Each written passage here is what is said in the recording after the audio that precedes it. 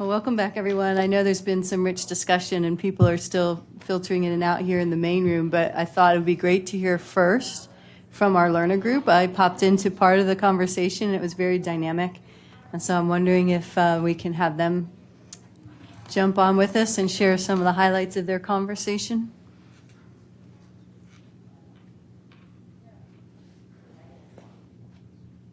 I am not a learner, but hello, everyone. I will provide a summary for our group, and I'm going to certainly ask that our learners chime in as they see fit. I'm Cornelius James from the University of Michigan. So basically, I did want to first emphasize that we had a very diverse, dynamic group, as Kim mentioned, individuals from various backgrounds. So we got a lot of great perspectives. But we started out with a question just kind of related overall to our learners' feelings about AI, ML in general. And, there was a mix. There was certainly lots of excitement, but, some anxiety about the potential, certainly the potential benefits that are there, but also concerns about the risk, recognizing that they could be significant. And when it comes to our learners, some of our learners' view of themselves in relation to AI, stakeholder versus a conduit. We kind of talked a little bit about that, and some kind of described the potential to be a conduit, be it to future generations of health profession students or to patients when it comes to developing trust and understanding of the potential benefits of these tools. But there were some others within our group that understandably expressed concerns about the word conduit being kind of passive and kind of seeing health professions educators as being a bit more active and actually leading when it comes to development of AI tools and or use of AI tools in clinical practice. Also some discussion related to the need to be adaptable as, things are moving fairly rapidly in this space. There was concerns mentioned or expressed related to medical training in general being a bit inflexible to some extent. And they had expressed some concerns related to incentivizing being inflexible when it comes to new technologies. There was a question that was raised related to AI potentially being used by peers in a dishonest way or to cheat, basically. But with that said, there was someone else who made the point related to it's going to be important for us to kind of understand big picture why we're doing things, and the example of an essay and ChatGPT being used to assist with crafting an essay was important. Is ultimately the goal to ensure that the individual can submit an essay that they believe is appropriate and that's good and that's going to allow them to effectively argue a point versus it's the point to just have someone write an essay. We also talked a bit about skilling, de-skilling, new skills, lots of great conversation there. We talked a little bit about how society tends to determine whether or not certain skills are more or less relevant. And there was someone expressed that we're going to have to do the same things depending upon what happens with these technologies. We'll have to determine what skills are no longer necessary. And then someone also brought up a great point related to making sure that we keep the foundation of who we are and determining how, and that's as a health professional, a healthcare professional, but just kind of thinking really hard about how AI assists us with ensuring that we are remaining who we are at our core as health professionals, and also ensuring that we are using these technologies to help us to kind of fulfill our roles as opposed to relinquishing our roles to the technologies. Lots of conversation related to interprofessional education, we asked who else would they have in the room with them at this point. And by and large, everyone basically agreed that computer scientists, engineers, data scientists, and so on, that they should definitely be a part of this team or a part of these conversations. And there was also the mention of patients being a part of these conversations as well. I asked a final question to our learners, just asking if they could add something to their curriculum related to AI and ML tomorrow. what would that be? And there was, again, that emphasis on implementing more interprofessional education related to AI ML, thinking hard about how AI and ML impact workflows. And then someone mentioned, do we perhaps, because this technology is so important, do we consider in some programs, be it UME, GME, and I don't think the person was advocating this strongly, but thinking about whether or not there's a need to extend programs so that we can get more information related to AI and ML into the curriculum if this technology is going to have the impact that it could potentially have. And then structured didactics related to AI, ML, and then have those structured didactics, but also providing those opportunities for those who like to achieve mastery to be able to do so. And then finally, someone stated, they said, well, I'd like to know what questions should I be asking related to these tools prior to implementing them in my practice. So those were kind of the pie in the sky. If we could add anything to the curriculum tomorrow, what would those things be? And that's it from the learners. Thank you. Thanks so much for that summary, Cornelius, and thanks to you and Carl and Molly for leading, but for the whole group for your participation. It was a dynamic and engaged group the whole time, and I think those in the room are very excited to hear that the learners thought about what should not change and maintaining their professional identity, and so we're very appreciative to hear the value for that. It is interesting, I caught the word conduit, and I'm glad the group reframe that to think about, is that too passive? And I think we know from experience that in many of the emerging areas, it is often the students who serve as change agents, a much more active and advocacy role. So hopefully we've given some thought to how that could go ahead, and we'll continue this conversation together. Before I move on to other groups, any reaction in the room to what we heard from the student group or questions for them? Yes, Andrea.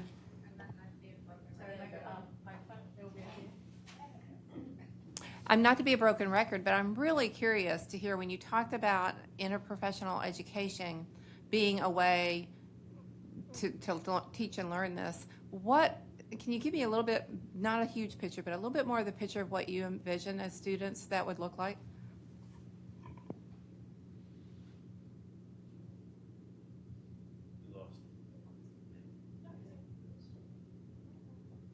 Yeah, I don't think I can speak for all students, but I think from my perspective, I just see it as including, I think one of the participants talked about how sometimes we can see artificial intelligence tools being specifically related to one professional, but it's important that we see it not as in a tool to help like me as a nurse or you as a physician, but to help the patient. And then that to do that, we need to have like all roles there. So the MD, the data scientist, the patient, even the nurse. Did that answer your question? It did. Thank you so much. Okay, thanks. Great, and just so everyone is aware, the students had slightly different prompts, and so for those of the learners who are still online, as the other groups present, we will be curious to hear your reactions to their conversation. So just giving you a heads up that we may call on you again for some input and opinions. So fair shot. Zoe, do you want to give a summary of your group's discussion? Yeah, sure. So we had a very actively engaged group. We had about 10 different health professions represented around the table. And so our reflection first on the competencies, we didn't really get to the sub-competencies, but just largely reflecting on the competencies, there were a few really good observations and thoughts around that. So one was a consideration of where do the legal implications lie? So there was, I think in one of the competencies it talks about political, ethical, should there be an addition of legal so that our workforce is fluent in the legal sort of space around AI. There was an observation that system-based practice was not listed, meaning that the workforce would need to be trained in navigating AI in the health system and would need to know how to steward, mobilize, navigate the health system as it relates to AI. There was practice-based learning, clinical knowledge, like all of the other competencies, but the thought was system-based practice was would be good to add that. There was one that talked about it was number one that talks about that the work that one of the competencies is understanding AI and its application, and the thought was to add implication. So we understand technology itself, how it's applied, but that we also develop a workforce that understands the implications of using and applying AI. An underscore on lifelong learning, that this, and I think that was a little bit part of the practice-based learning competency, but really sort of underscoring that this needs to be dynamic learning, as the technology and its use evolves, that the competency should be one that the workforce needs to be constantly engaged in learning and keeping up. There was also a comment on a workforce that's able to navigate different data management systems. So, AI might be integrated in one, but we know with EMR, and really just the interplay with EMRs, like it may be part of the EMR, or maybe it's an adjunct to it, but we need to make sure that our workforce is able to navigate different technologies, different systems as it's applied. And then another comment on the competencies was, I think it was number 2, that talked about the social and ethical implications, and should we add social, ethical, and mental implications of mental health, or mental implications of utilizing AI. And last comment on the competencies, and I'll get to some of the challenges and opportunities, but one of the last comments on competencies was, we will likely need a workforce that is able to do research, so that to engage in research in QI, so that we're sort of generating the evidence of what's working and what's not working, that will need to be part of workforce competencies. So those are our comments on what we, and I think in general there wasn't a sense of something's not relevant, or I think the general sense was these are relevant, here's sort of add-ons that we would recommend. In terms of how do you go forward with this, I think an observation I think we were noting as the conversation evolved, we sort of toggled between trying to think about AI in the broader space, like there's a need for consideration of the regulatory space for privacy, and that's all about AI. But as it relates to the workforce and preparation for the workforce, we were cognizant of the fact that what needs to be taught is going to constantly evolve. So how do you sort of put something into curricula or expect a competency when the what is evolving? So we grappled with that, and so I think, so that's one of the challenges. I think the what is going to be evolving. 2, faculty. Who are the educators who are going to be able to teach this? Again, in light of the fact that what needs to be taught is constantly evolving. So if you were to take the approach of developing, for example, somebody brought up the example of IHI modules, well, but then the module needs to be constantly updated because the technology and how it's applied will constantly evolve. So we acknowledged those challenges. Some of the opportunities we sort of creatively thought of how then do we move forward and bring these competencies and these curricula forward, whereas there were sort of 3 ideas we were hovering around. One was a thought of, well, if these were, and again, it gets to the point of who's going to teach it. If these were part of board exams, then institutions will figure out how to teach them because students will demand it. So if I know I need to learn it, then the faculty will somehow need to teach. The institutions may take ownership to figure out how do we build capacity to teach it. So that's one consideration. The other consideration was replicating IPEC, right? In IPEC, we have a group coming together to identify competencies, and those are informing the field. So either leveraging IPEC or standing up a similar adjacent organization, or not organization, but a group to think about common competencies, a group could think about not just competencies, but a curricular map was what we were talking about, that an interprofessional group could reflect on competencies and how it could be taught in curricula. So that was idea number 2. And I think the third idea was around, does each institution have to have their own capacity and own faculty, or could there be a common core that is deployed to teach these competencies? And maybe because that common core, because the knowledge is constantly evolving, is there an opportunity to partner with big tech and the data science space? Could we generate educators in partnership so that they can be part of our systems and work with us to stand up these curricula? So I think, I don't know, I look to our team if we captured everything and if you have anything to add.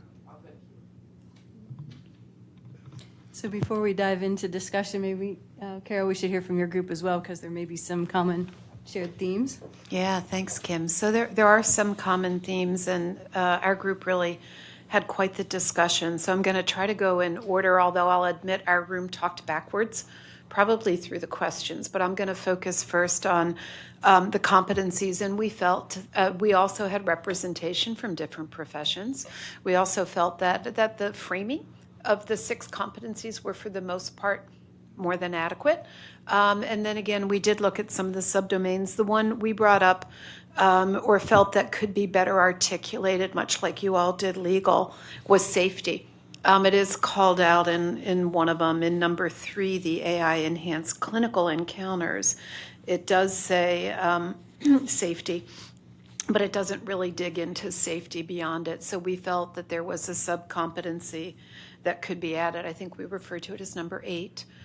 Both at the system level, so kind of under the evidence-based practice competency, but then also the individual patient care, and it kind of gets back to the legal or the safety, when you're deploying it and what do we need to understand. And I'd like to thank Shane Angus, and I'm calling him out because he'll be the one that will help us frame the actual writing of that. So I told him I was going to put him on that. When we looked at the barriers, we also kind of bumped into this concept of finance or resources or faculty time, not so much the skill set, but that in justifying embedding this within academic institutions, it often comes down to what do your accreditation bodies require. And so it's like, what is on the licensing exam the students may care about? My provost cares about it because we don't want to have a low pass rate. But if it's not in my accreditation standards, chances are they're going to have a hard time us justifying it.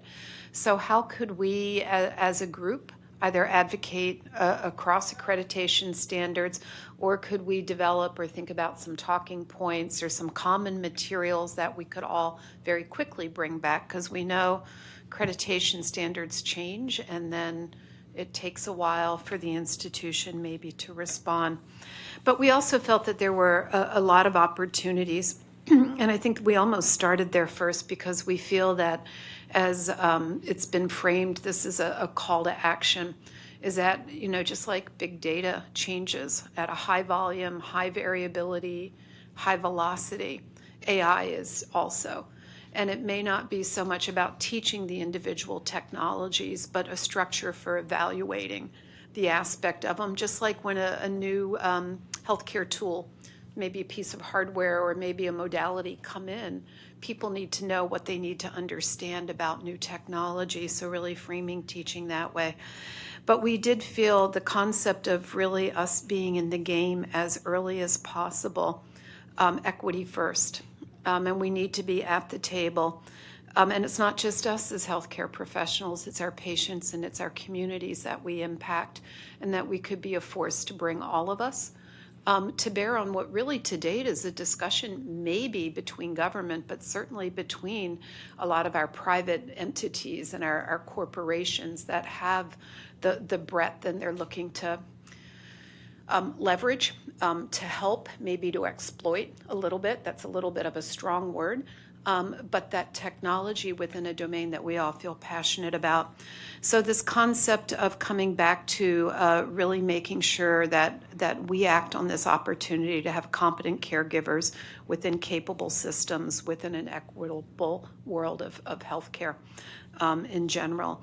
And so I think that was the opportunity, and we really felt that had a lot of discussion about how we could accelerate the pace by which we are at the table. The comment on faculty, and again, it's because of my dual standing, you had said maybe we need to bring in some of these private corporations that are developing the AI technology. I'd go back to our academic engineering departments.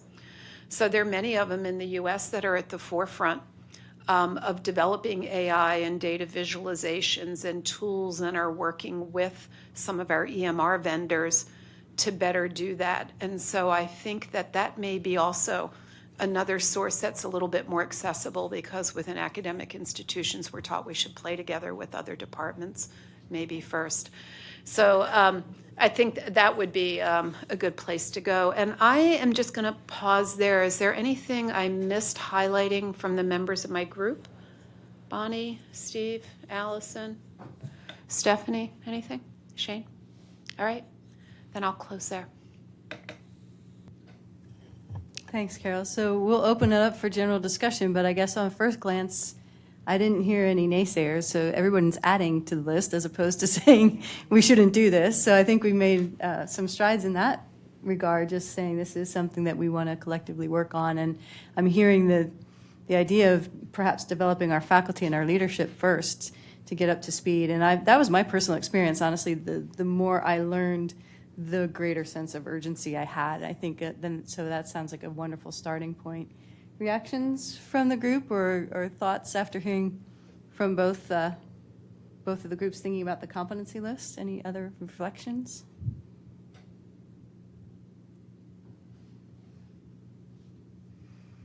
Learners as well, if you heard anything about the competencies, you're free to chime in as well.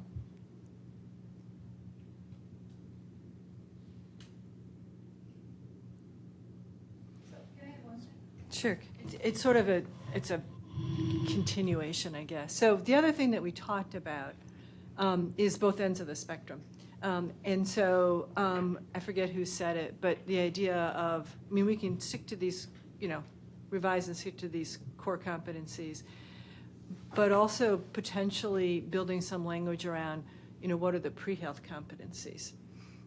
With more of an emphasis on statistics and data visualization rather than calculus, potentially. I mean, you didn't say that rather than calculus, but I will.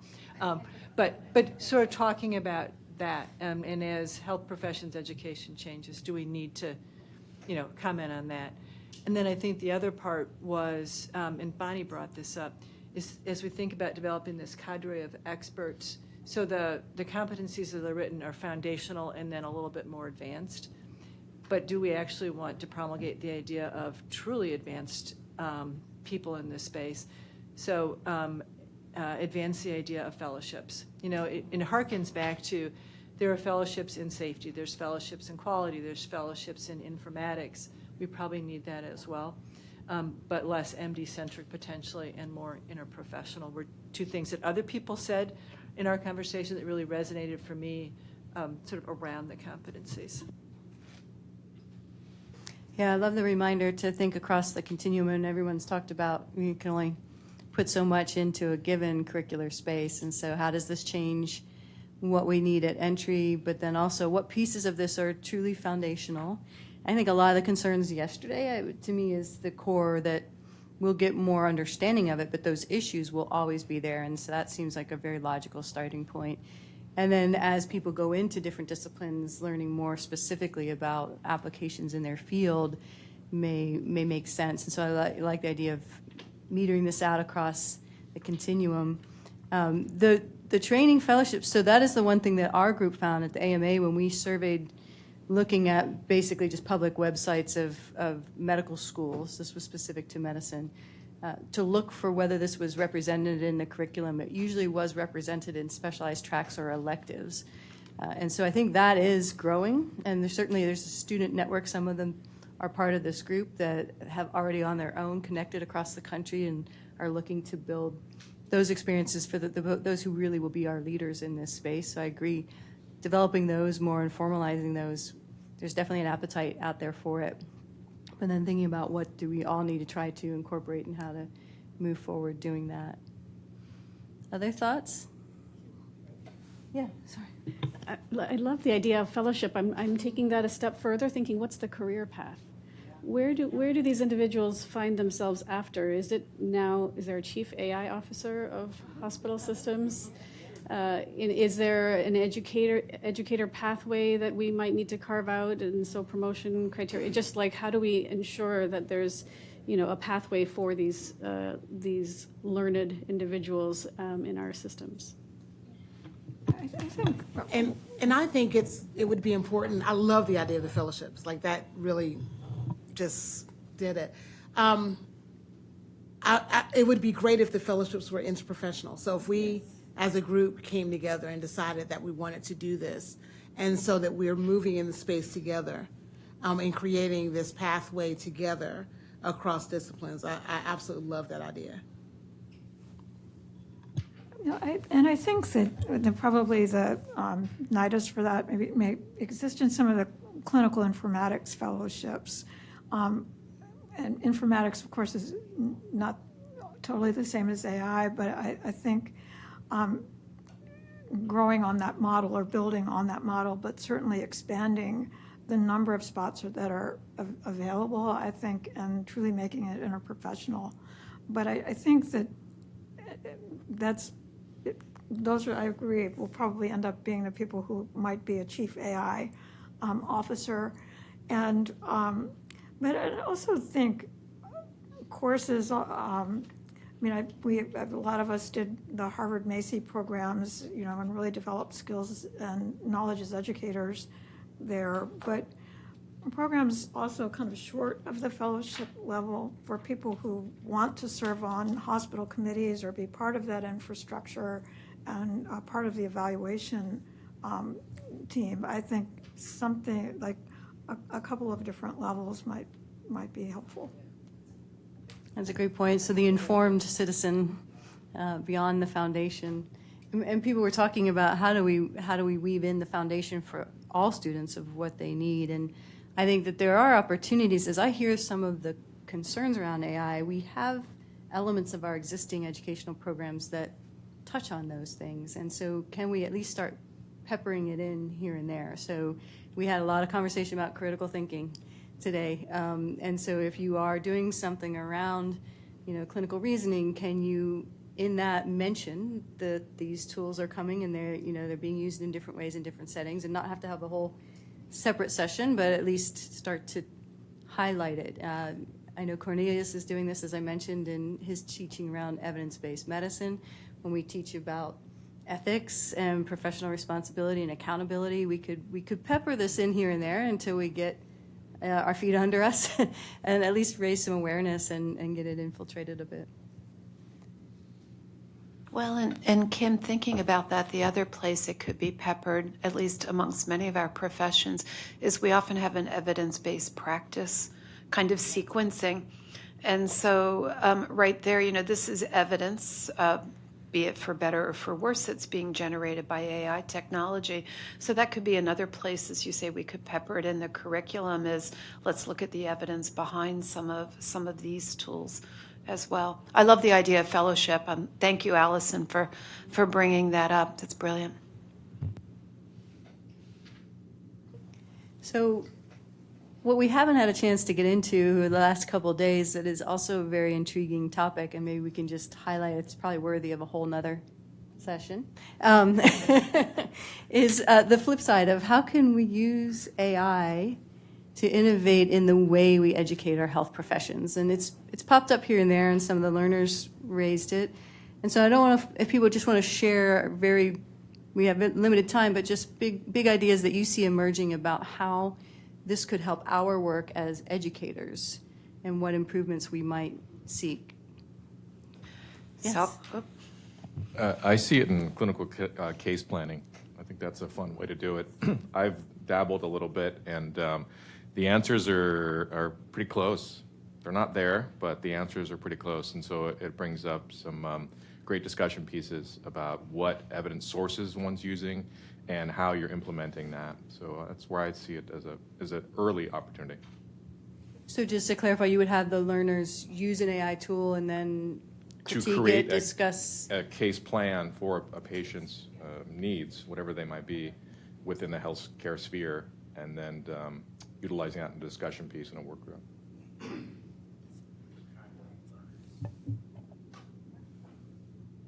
Now, in a related space, we weren't talking about things like ChatGPT in the fall.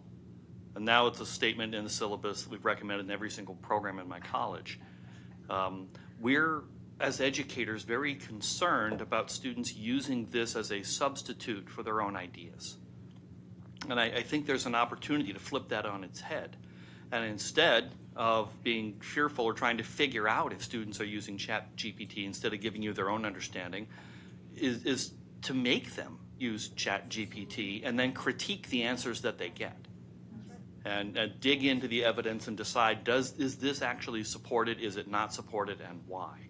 So that takes it away from being a cheating tool and actually turns it into a learning tool, and that might be something for us to play with. Yeah. We'll never keep up with it as if we pursue it as a cheating. Yeah, so two other places that I know we've thought about is, that nuanced admissions piece where you never know whether you should weigh GREs or GPAs, or is there an interview, or, every 5 years we go back and forth in terms of not just weighting that, but also what are the benchmarks for that. And so I think there's space there maybe. And maybe not. Maybe it would dehumanize who we pull in. And the second one for me that intrigues me is, as we work with these students, and again, I'm within a physical therapy curriculum, it's really their readiness for their clinical experience. And so we do integrated clinical experiences, we do A, B, and C, but really when is their clinical decision making? And their maturity and their professionalism, all of those multidimensional types of variables that we look at within our students. Is there an easier way to get them out to clinic better, quicker, faster? And I think that comes back to, Kim, something I know you're an expert in, that competency-based education. And I'd love to know, could you chat just a little bit about how you see using AI to help pace people differently? Because to me, that's overwhelming. Do you mind? If that can be part?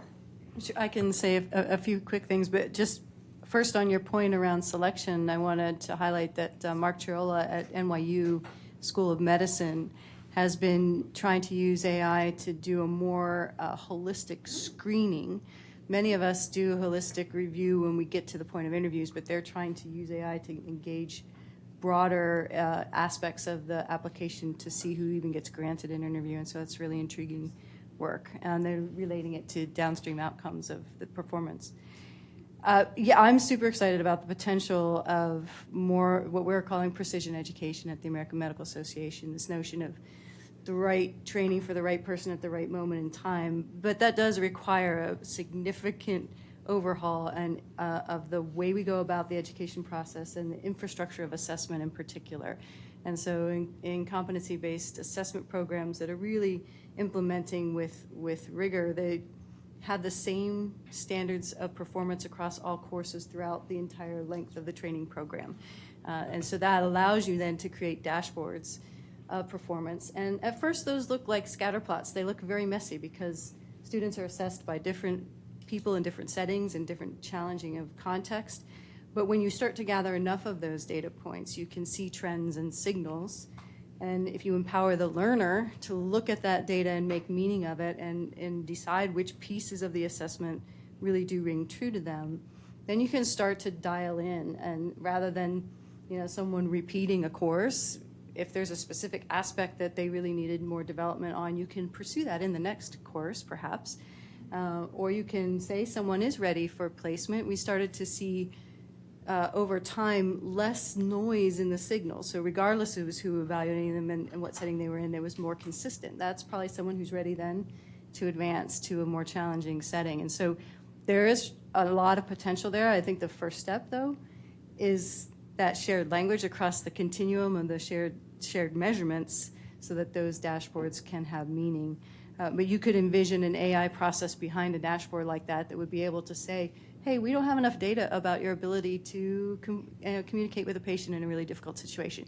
Go here in the hospital because this is happening right now. I mean, that's obviously very futuristic, but if you combined all the rich data in the electronic health record with the learner's dashboard, you could start to guide people to the most meaningful experiences and start to facilitate. And we talked about this fact that in the rest of our lives, things have become very personalized.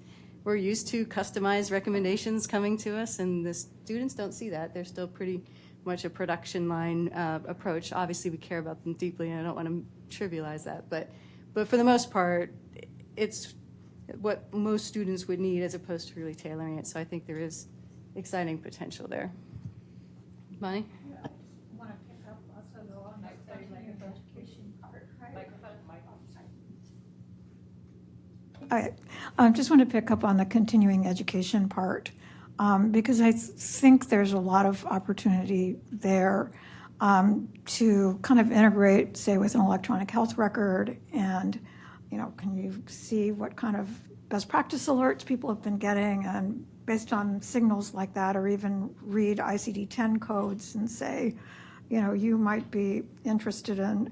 So kind of the combination of the inputs, but some kind of learning objects repository that, you kind of integrate a system like that together to, and I'm a big fan of micro-learning, as you know, and, so kind of integrating a variety of systems like that to really kind of keep pushing it, the continuing education part of it, and make that more anticipatory as opposed to reactive.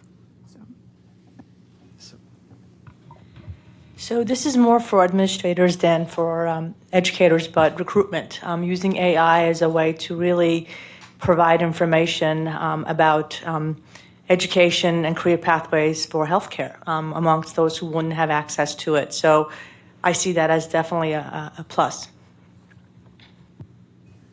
So I want to see if I'm following what you were saying, because I'm intrigued by something here. So we always talk about one of the challenges of competency-based education is faculty, right? I mean, it's labor intensive. And if I think about where precision medicine or where precision education is headed, in a sense, if you could treat the AI as a faculty extender, I'm trying to think, how many years down the road, where are we with this process? That it's actually a faculty extender that could focus on individual students and student needs, because one faculty we can only stretch so far, correct? But you could do that a lot better through that system in terms of what would occur. I mean, what came to mind was, and it's a terrible example, the holographic doctor in Star Trek Voyager, right? To actually be able to interact and do that. Now, I can imagine faculty right now in the room, somebody saying, I'm out of my job if it becomes that good. But on the other hand, the idea that we moved from systems-based education, right, with SAGE on the stage in terms of what happened, to case-based or problem-based learning. But what if it was problem-based -AI, or even an AI-based curriculum? You begin to change the thought process about this. But it feels like to get to where you want to go, you have to have that interface. But much like you still want to keep the driver right now in the self-driving vehicle, that faculty member is really that driver still making that happen. I don't know if that makes any sense, but I just can't imagine where we get the numbers to do this, but AI might offer that opportunity. It's a really important point, although I think we have a pretty fixed view, we've talked about this earlier, of what it means to assess. And so a lot of faculty are accustomed to working with a student for whatever period of time and then getting some 1 or 2 page form sent to them remote from the time of interaction that they just leave sitting in an inbox because it seems like something that will take a lot of time. If we get better at on-the-fly snapshots of performance instead of this exhaustive evaluation where you feel like you're judging the overall career trajectory of a student, if you're just getting a bite-sized biopsy, so moving the role from the judge to a reporter, this is what I saw today.